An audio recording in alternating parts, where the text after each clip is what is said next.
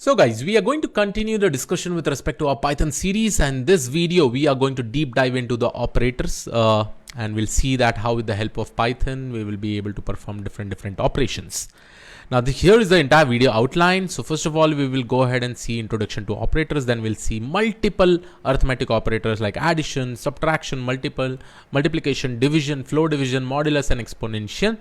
Along with this, we'll see comparison operators like equal to, not equal to, greater than, less than, greater than or equal to, less than or equal to, and we'll perform various operations.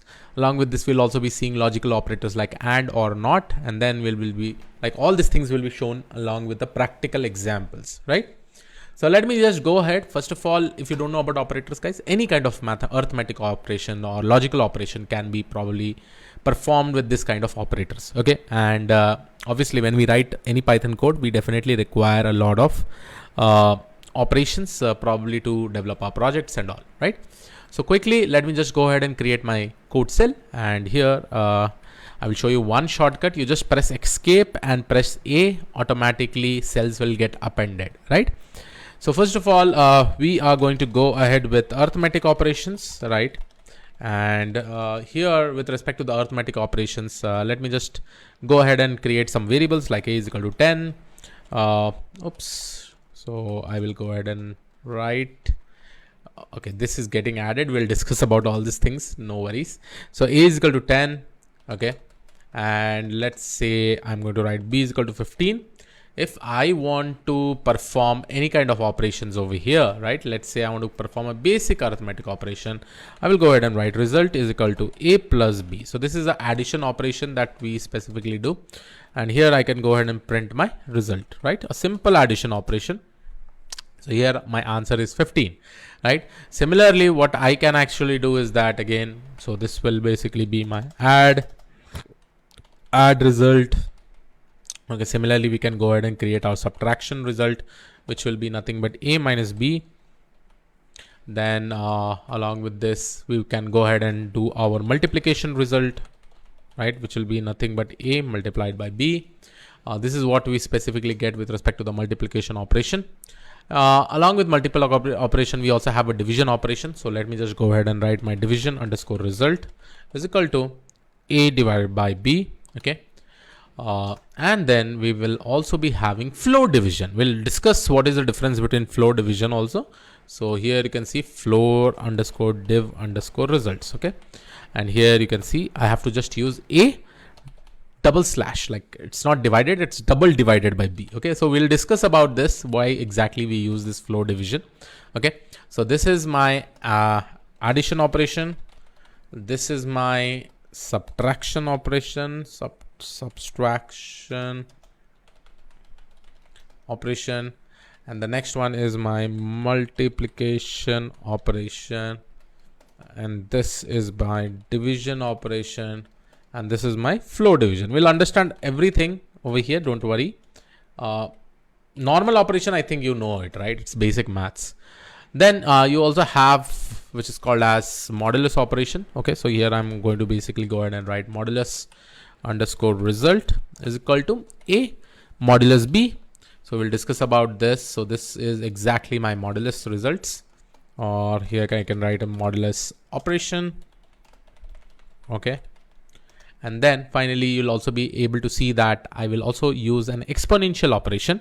And here I can go ahead and write exponential underscore result, which will be nothing but a to the power. To the power, we basically say like we use this 2 star to the power of b. Okay. So this is basically my exponential operation. Okay. Perfect. Now let's go ahead and print this result. So here we have this. Then again, I will go ahead and write print. Then again, I will go ahead and write print. I'll copy this print multiple times because I need to display this results together. Okay. So now let me just go ahead and write the subtract result. Let me go ahead and just a second, multiple results. So I will go ahead and paste it over here. And then we have our div result. We'll paste it over here.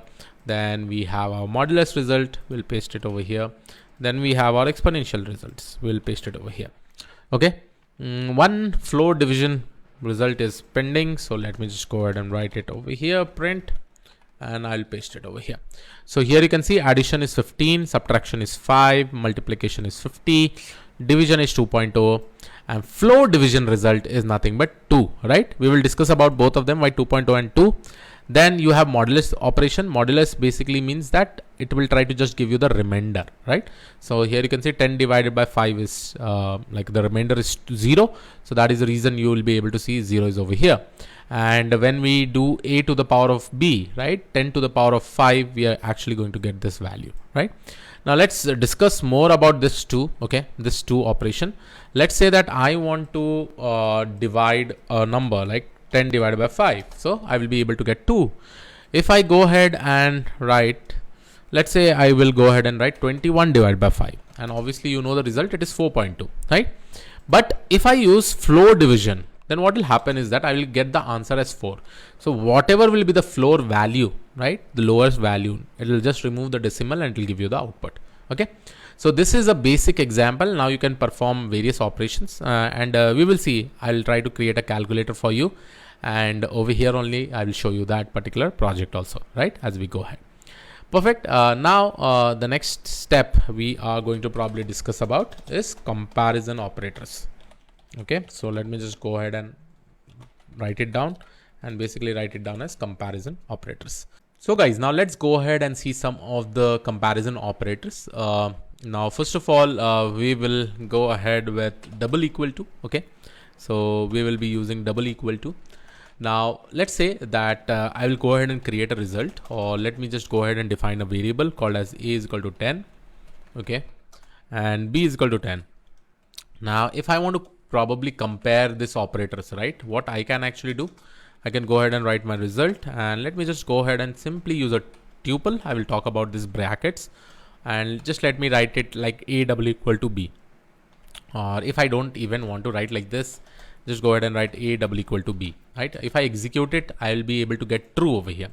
So this is nothing but it is a more of a equal to comparison, where it will be comparing between two identifiers and what value it has, right? It basically compares the value that is present within this particular data type. Okay, then this is equal to operator. So here let me go ahead and write equal to operator, and you can apply it on all various different data types. Let's say I have str1, my string 1, I have like Krish, okay, and str2, I have Krish, right? Same string, right? So capital Krish and Krish. Now, if I go ahead and write str1 double equal to str2, then here you'll be able to see I'm getting true, right? Let's say if I use a small k, okay, then you can see that I'm getting a false. So this comparison is also with respect to case sensitive, right? So whatever data is present with respect to this, it is just going to compare it. Okay. So this is some type of operations. The next comparison operation that we are going to discuss is nothing but not equal to. Okay. So not equal to, which is denoted by this exclamation not equal to. Now, if I go ahead and just write str1 is not equal to str2.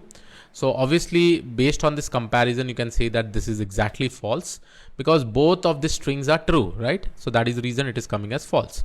Let's say if I go ahead and define again my string 1 and string 2, let's say I go ahead and define it as string 3, and then this will basically be my string 4. And now let me make this as a small character, okay? And let me go ahead and write str3 is not equal to str4. Now it should probably give me a true value. Why? Because both of them are not equal, right? So this was another operation that is not equal to. Okay. Now coming to the next one, which is basically called as greater than.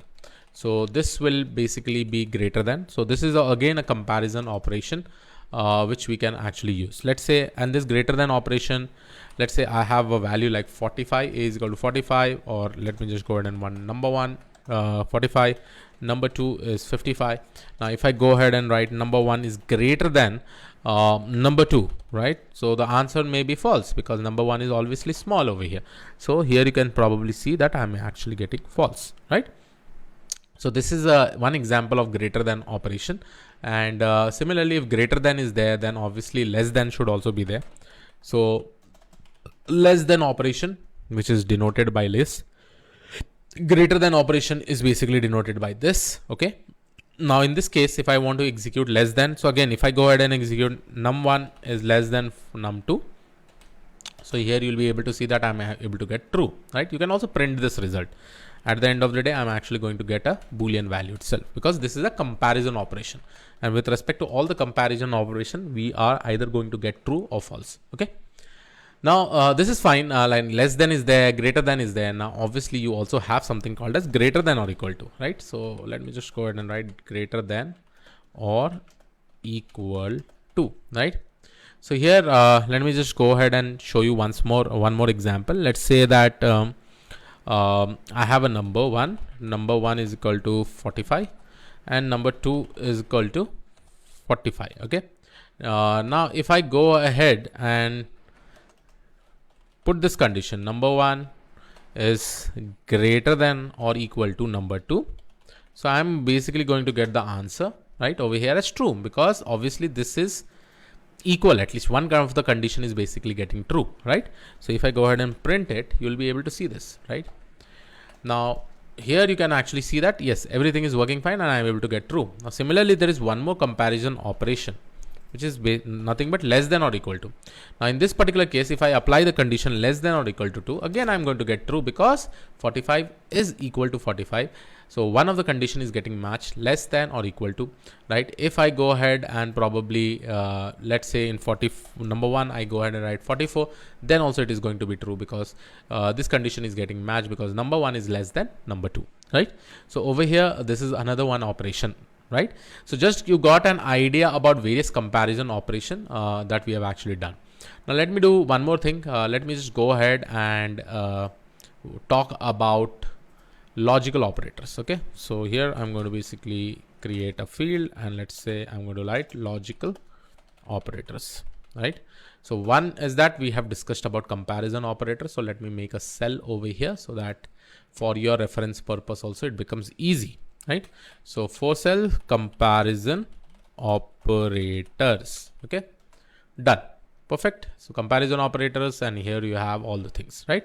And now we are going to discuss about logical operators. Now logical operators basically means there are three. One is and, one is not, okay, and one is or, right? So most common operation in logical operator is something like this. Now let me talk about this, right?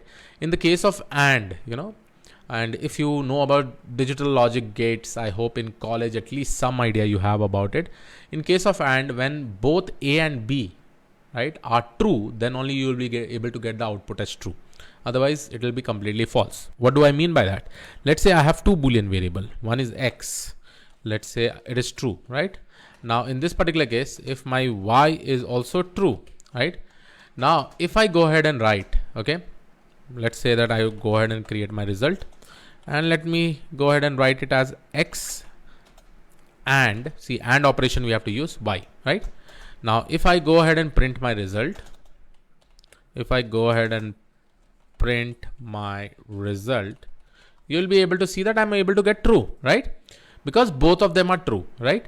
But in this particular case, if I just copy this and paste it over here, and this case, now let me say that if Y is false, then if I go ahead and execute it, is going to come false, right? Even though this may be true and this may be false, then also I'm able to get false. So in the case of AND operation, right, always you need to make sure that whenever both the variable will be Boolean true, then only your output will be true, right? In the case of AND operation. Now let's go ahead and understand about OR operation. Now in the case of OR operation, only in the case when X and Y are false, then only we are going to get the output as false. Remaining all the time, if I keep it as true or false or true, sorry, this is AND, right? Okay, OR. Now anytime you'll be able to see whenever I keep X, either one of them is true or both of them is true, I'm always going to get the output as true. Otherwise, if both of them are false, I'm always going to get the output as false. So this is the most important thing with respect to the OR operation, right? And finally, you'll be able to see that I also have another operation which is called as NOT. And not operation is nothing but it is the reverse. It is just a reverse of a Boolean variable, right? What do I mean by that?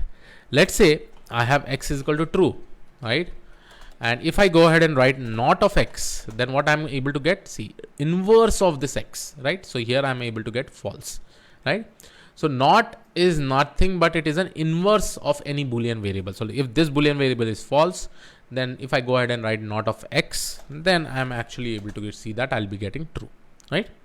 So here we have discussed various comparison logical operators. Again, it will be important for various arithmetic operations as such. One good code example, arithmetic or simple calculator we'll be designing, and you can probably check out this code.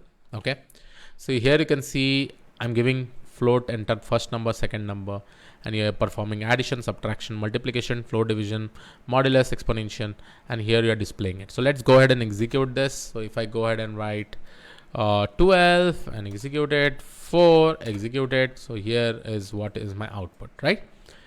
So I hope you were able to understand regarding operators. This was it from my side. I will see you all in the next video. Thank you. Take care.